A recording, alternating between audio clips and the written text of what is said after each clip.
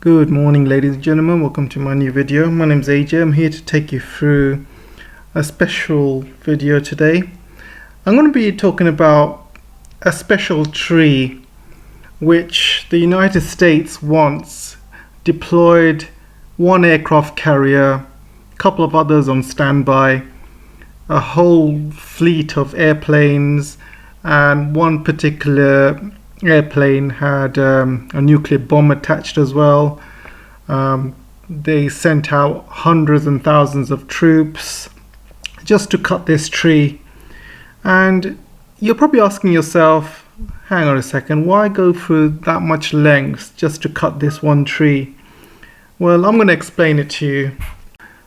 Before I start, I wanted to ask for a quick favor. If you can, like, subscribe, share the video. That'll be really great help for me. Or if you want to support the channel, you're welcome to join my locals or my Patreon, and that will be even bigger help. Or you can just simply buy me a coffee. So without further ado, let's carry on with the show. So along the Korean DMZ, so the DMZ is a demilitarized zone between the two Koreas, the North Korea and the South Korea. And it's along the 38th parallel, as some people call it. So technically the two Koreas are still at war. They have not signed any peace deals. They've signed an armistice, but it's not exactly a peace deal, more of a prolonged ceasefire. So technically they're still at war. So this particular tree is along the DMZ, and why this particular tree is very important is because the Americans and the South Koreans one day decided to trim the tree. And as you can see, they decided to trim the tree because they thought this was obstructing some of their views along the DMZ. So they decided to trim that tree. This was really bad news for the North Koreans, and they did not take any of it. The poplar tree. So the tree in question was actually seeded by Kim Il himself, and the two officers were sent as an assignment to cut the branches of that tree.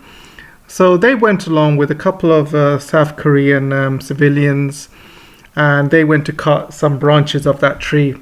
And like I said, the North Korean leader had planted the tree at the time, so it was very sacred to the North Koreans. So the Americans went ahead, start cutting the branches despite warnings from the North Koreans, especially certain North Korean soldiers at the time. They warned the Americans against it, and as you can see, this was Kim Il doing the planting at the time.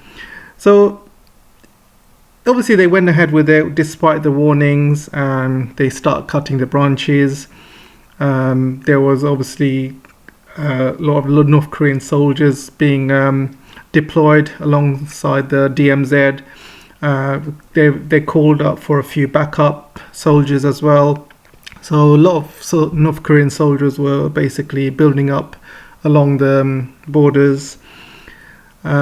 There wasn't many American troops at the time. There was a lot of South Korean civilians there as well, and they probably didn't expect anything to escalate. They went ahead and kind of did it despite the warnings. So they started cutting the tree. Things started escalating. There was a lot of shouting going on, a lot of screaming going on. They completely ignored it and they carried on. And one thing led to another, and suddenly all of these North Korean soldiers started coming alongside the border, alongside the DMZ, carrying axes, because they weren't allowed to use weapons like gunfire. That was kind of the rule. So they came along with axes, and they started obviously there was more like threats going on, and before you know it, escalated, and they started hacking these American soldiers with their axes, and obviously started a big kind of big fight. And the rest of the South Korean soldiers ran off, and a couple of American soldiers actually died from the incident. So what the mainstream media is not going to tell you is I actually went to North Korea, and I went along the DMZ and just to have a look. And in the North Korean side, they have some sort of small museum. And if you go inside the museum, you will see two bloodied American uniforms basically on the wall. And then you're going to see all of these axes they've used to kill these American soldiers right next to it, and it's still bloody. And there's a big sign saying, "This awaits the fate of all American soldiers who come into our land or disrespect us," or something like that. So I watched it, and so they still got that from that incident. And when I was speaking to a couple of guys, they said that the North Koreans actually took the bodies and later gave the bodies back afterwards. And obviously they kept the bloodied uniforms and stuff. So that's what happened. That's probably not what you're going to hear in the mainstream media. So this led to what you call Operation Paul Bunyan. So what Operation Paul Bunyan was the US military obviously they wanted revenge. They wanted those soldiers who were responsible for the killing to be brought to justice. North Korea said no. So they were thinking of what actions to take. They were thinking of going into North Korea and starting another war, and they decided against it. So what they thought they're going to do instead, they're going to basically sending the full army and destroy the tree.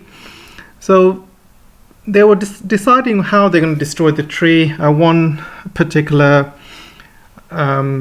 general suggested that they blow up the tree from a distance, and others thought, no, that's like cowardly, we need to show force. So what they decided to do, they decided to deploy hundreds of thousands of soldiers on standby. They started to deploy aircraft carriers, and they deployed one particular aircraft carrier, and they had two more on standby. They deployed, hundreds of airplanes, and also one particular airplane which had nuclear weapons attached to it as well. So they were ready for a nuclear war. There was, hundreds of helicopters flying around, and they spent a lot of money. It's not cheap to deploy such a huge army along the North Korean borders. So they spent a lot of money. As you can see, a lot of ships. The whole full force of the US Navy came into force. Loads of South Korean troops also got deployed as well. So they were really, really looking to start a war, and they had one particular mission in mind: to go and destroy that tree. So that was the main objective, and they said if they're going to destroy the tree and the North Koreans intervene, then we're going to start a war. So as you can see with these pictures, they deployed the full force of the United States of America just for that tree, and they were basically waiting to see how the North Koreans respond. The North Koreans themselves, and you can see this weapon here, this is a nuclear weapon, so they were ready to fire nukes if things escalated. So the North Koreans themselves, they had no intention of joining in. Obviously they did what they had to do at the time, and they got a lot of pride from doing that, but they weren't ready for a full blown out war with the United States and South Korea all over again. So the North Koreans basically were pretty much looking at the Americans, and I believe they were kind of laughing at the Americans that they would send such a huge force just to destroy that tree. And that's what they did. They sent a huge force, and you can see from the images here, the Americans destroyed the tree, and probably cost them, I don't know how, millions at the time, probably millions. How much does it cost to deploy a full army? Probably cost them a lot of money just for that tree. So they did show their force.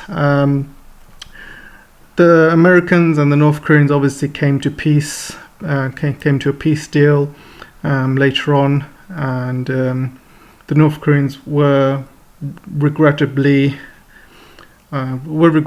of the actions of that the 2 American soldiers died, and they came to some sort of agreement at the end.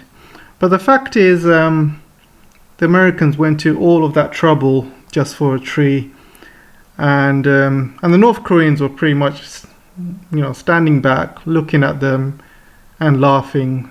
I mean, North Koreans are the ones thinking, hang on a second, you have lost 2 officers, we have lost none. You have spent millions and millions cutting down that tree, we have lost no money. So, I mean, if you look at it as a world view, who's the bigger fool here? Who has lost more? Who's the bigger fool?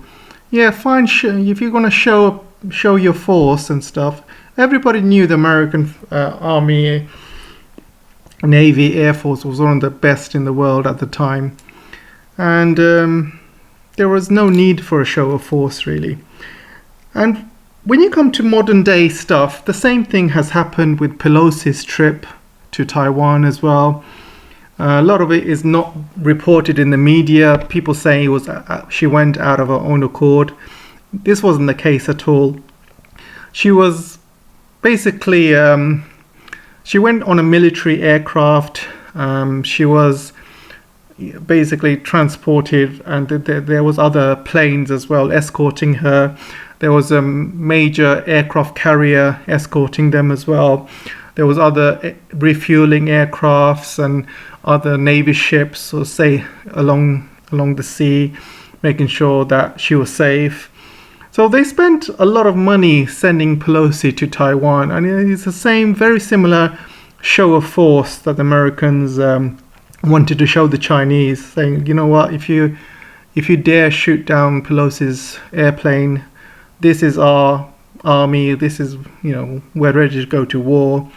And they were ready. You had Americans which sent 1 aircraft carrier. They had 2 on standby, by the way. Two were on standby. They had a huge air force flying around. They had loads of subs, sailing around as well. Lots of ships sailing around the waters. So they were ready. So they were ready for if anything went pear-shaped with Pelosi's trip. So it's exactly the same thing they did with North Korea. They just wanted to show a force, and that's it, really. So that's the end of the video, guys. Let me know what you guys think. Was it worth all of that effort? Was it worth all that money just for a tree? Just to show your force. I mean, was it really worth it? Let me know with your comments, and I'll see you soon.